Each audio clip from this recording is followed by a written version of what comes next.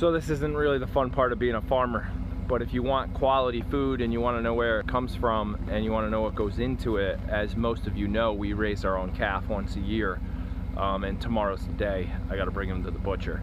It's never really fun, but in the end, you know, it's the quality of life, not the quantity. Now, this cow will be 207 days old, I think, tomorrow, and normally this calf would have been slaughtered at about 140 days old-ish, 120. He would have went for veal. He's a dairy cow. They don't need all the boys. That's the airbags on the back of my car lifting up the trailer. But I'm just setting this up for tomorrow to get it ready to bring him up to the butcher and drop him off. I'll try to document as much as I can. I don't think they'll allow me to. It's just, you know, it's their business.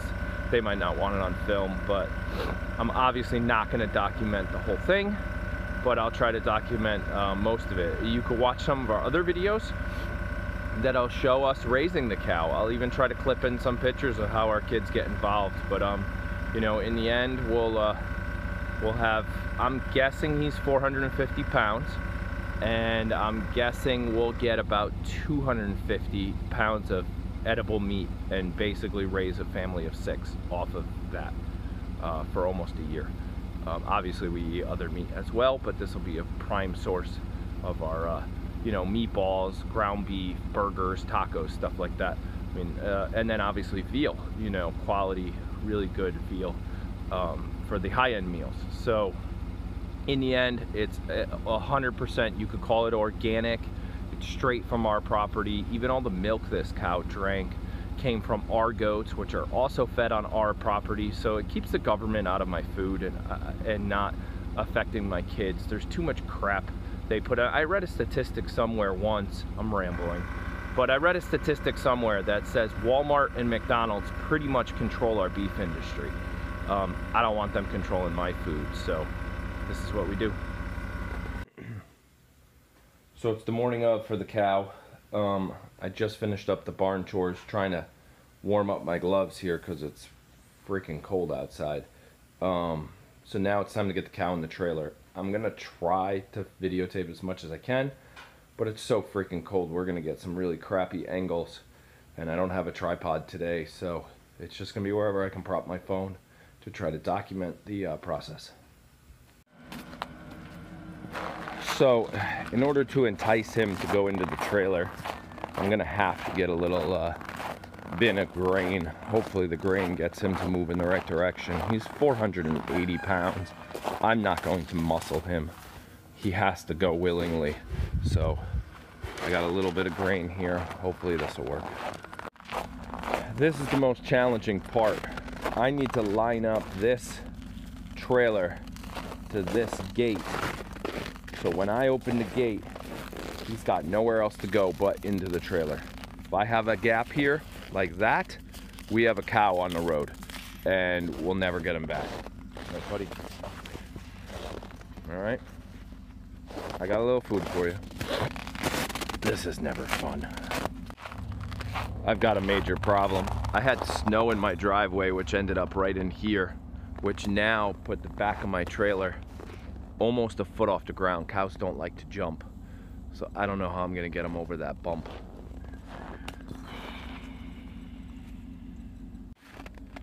All right, after about a 20-point K-turn, because I'm not that good at this trailer, and trying to position it in here, I think I got it good. He's not squeezing out that way. The gate will open this way, and my ass has to go right here to protect him from ending up out that way. So we're gonna open this up. Try to, again, sorry. No good camera angle. See, opens right to the gate. Swing the gate open. We're gonna put his food right there. See if we can get him up in there.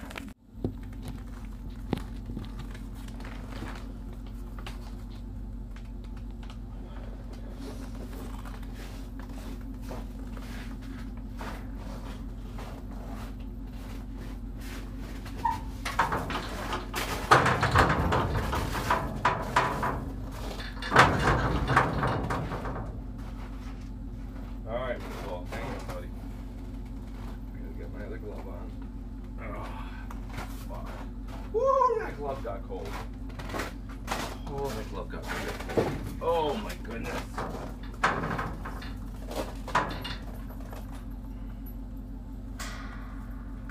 Alright. The worst thing that could happen is that he gets out.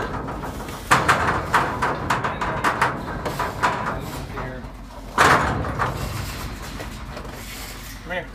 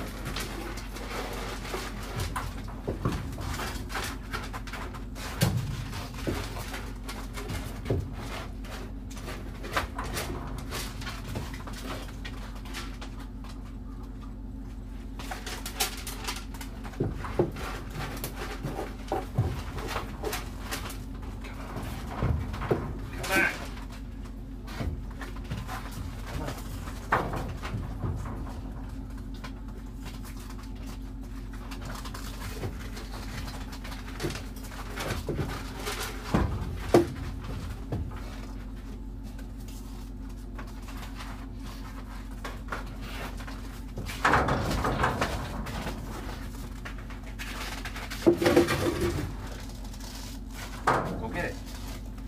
No.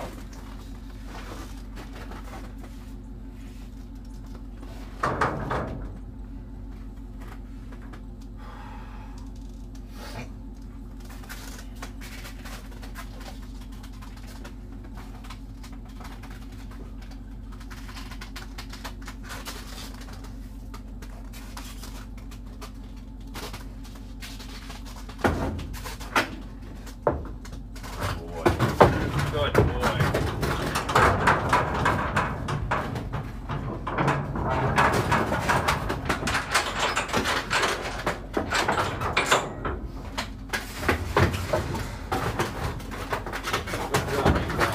Good job, buddy.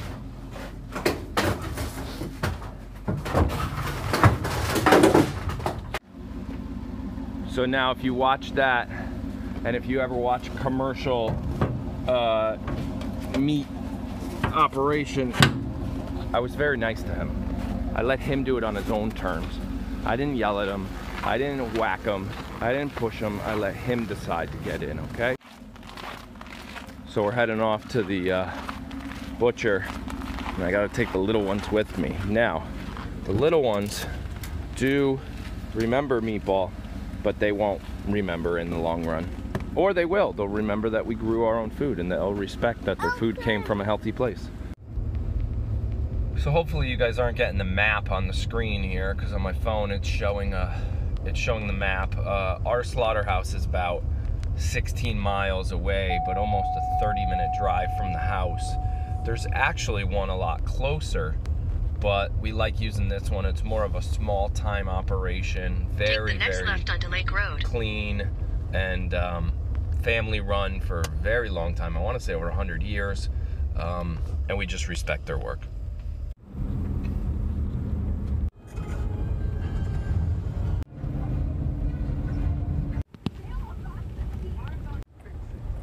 It's a little bit of a bumpy road getting in here.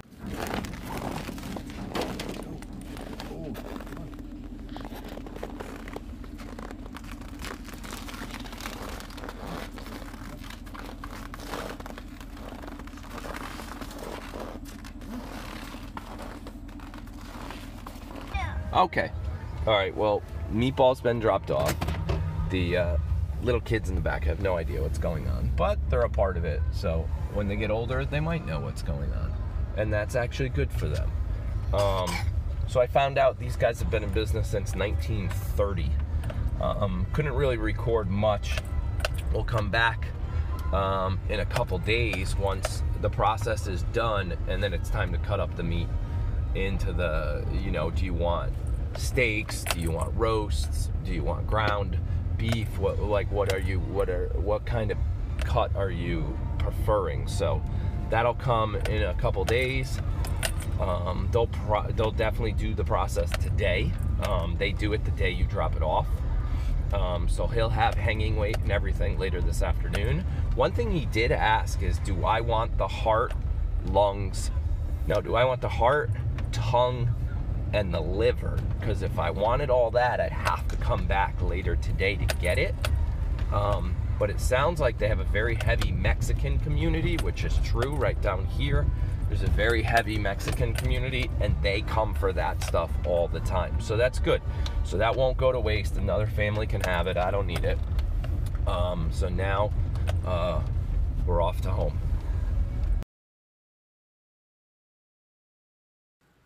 So I just got the phone call from the slaughterhouse, and Meatball weighed in at 220 pounds. Hanging weight, correct. Yeah, hanging weight 220. That probably means he weighed about 440, roughly half. Maybe even a little less, like a 420. But that's a good weight, 220 pounds. And from that 220, we'll probably bring home about 180 to 200 pounds of meat, because I usually keep bone in on most of my cuts. I don't go boneless, because you're losing flavor and you're losing weight. I'd rather cook it with the bone in it. You know, your ribs and your roasts, might as well leave the bones in. I think it just makes for better flavor. So we'll probably yield about, I'm guessing on the low end, 180 to 200 pounds of meat in our freezer, and I'll keep documenting this process, and I'll even run you through the math as into how much the whole process cost at the end of this video. Hello, Aaron again. So I have to go back to the butcher tomorrow to pick up our meat, and in preparation got to make room in our freezer. So getting a little of the defrosting done in the freezer. I also I have two freezers in my garage. I have one here and one over there.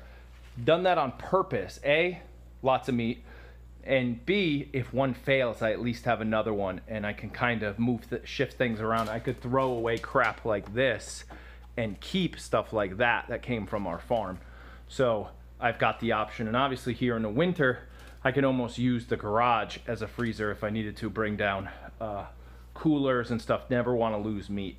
We also have neighbors that have freezers, so we all work together to make sure that nobody loses any of the meat they raised all year. But it's defrosting time in the freezer to make room.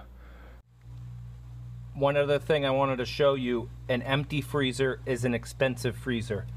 Fill any empty cavities with ice, popsicles, whatever you got, pack it in, because it's much cheaper to run a full freezer than it is to run an empty freezer. This should speed up the melting process.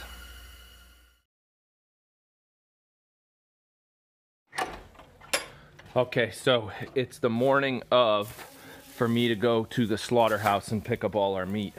We're gonna kind of rush real quick to do the barn and feed all the goats and everybody, the rabbits, because my wife's actually gonna come. She normally doesn't come for this part, but she's gonna come and join me, and we're gonna head up there, get our meat, and come back home.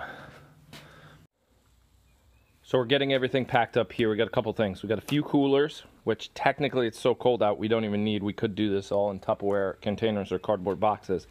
I got butcher paper, which I prefer, and then masking tape, a marker, and a couple gallon Ziploc bags, and a few garbage bags. Okay. So that's kind of all we need. Yes. The bus driver asked, "Where's Meatball?" Oh no.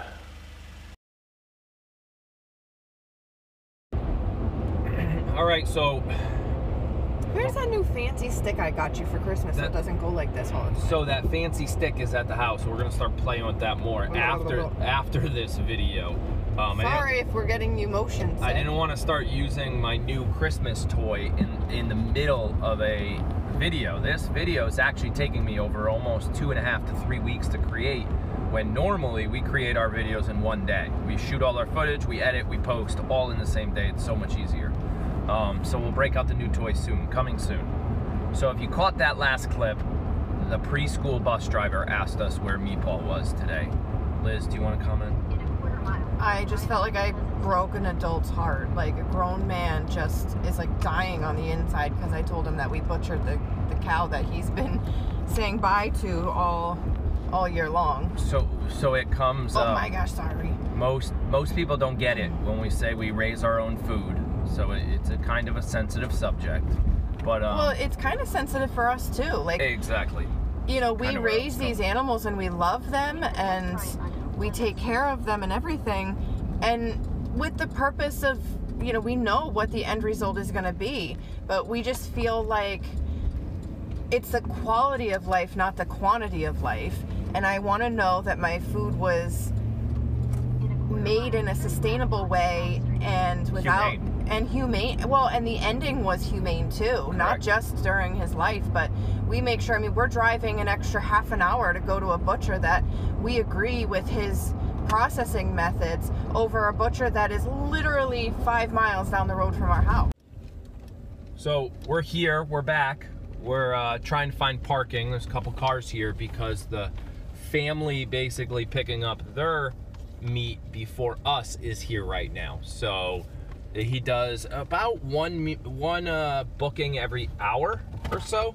So he'll do all their stuff, clean up the whole place, and then get ready for all our stuff. So that way, like I think I said it before, if I'm repeating myself, sorry, but that way there's only one animal out at a time. That's it.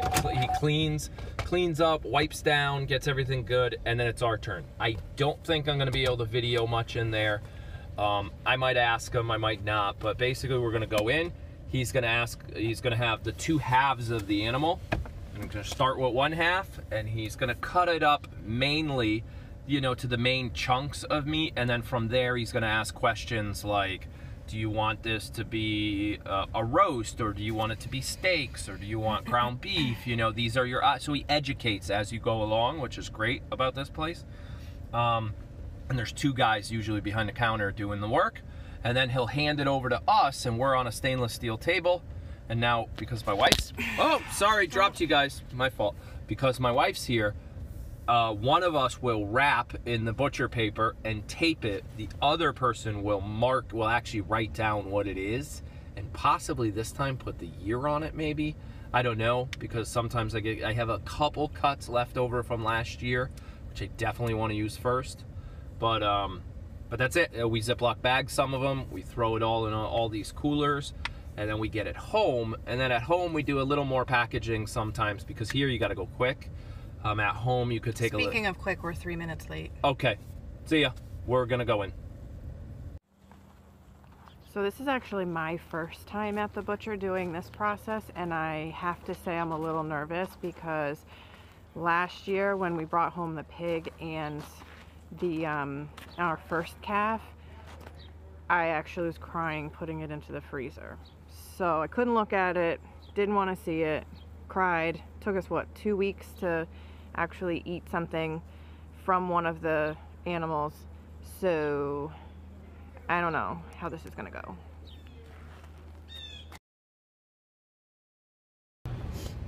So that actually wasn't so bad. We ended up getting like 70 pounds of ground meat, and then a whole bunch of other stuff, which we'll show you a bit when we get home. We'll lay it out so we can take a good picture of what it all looks like. But it's time to go. It took almost 2 hours though to cut it up. It was very chit-chatty in there today. Very slow moving. Yeah, it was very slow moving. They had a bunch of friends there. It's a family run type of thing. They've been doing it for since 1938, I think it was. So yeah, they had a couple other friends stop by, say hello. So it's just what they do. So it got a little slower, but it was still great. It took 2 hours. It's all in the car. We'll break down the math, and we'll show you all of what we got out of it when we get home. When we're not driving. When we're not driving, right. Yeah. But it's all in the back in the coolers on the ride home now.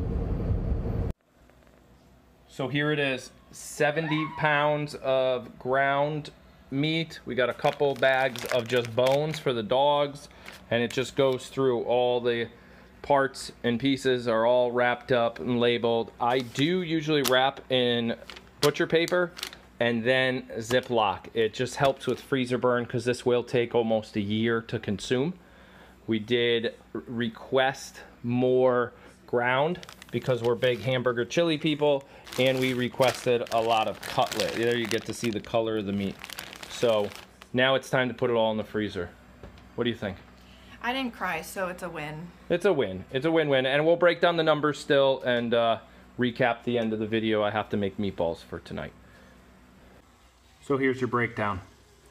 We bought the cow for $50 at about a day old. We raised it on goat milk, which we would have had here anyways because we're goat farmers, so I consider that free. I don't want to throw it all out. We can't drink it all. I had to supplement 8 gallons of cow milk, bought it right at the grocery store, on a week where our goats were not here because they were at the fair. So I can't feed them goat milk if I don't have it. So I had to go to the store. It only happened once or twice this season.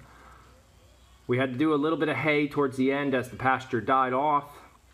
I went through 2 bags of feed at the end. I actually only went through a bag and a half, but I had to buy 2 bags. The slaughter fee and the per pound of 45 cents per pound. Oh, and he weighed 220 pounds in the end. So that's my total for the whole time. And per pound, I paid $1.27 a pound.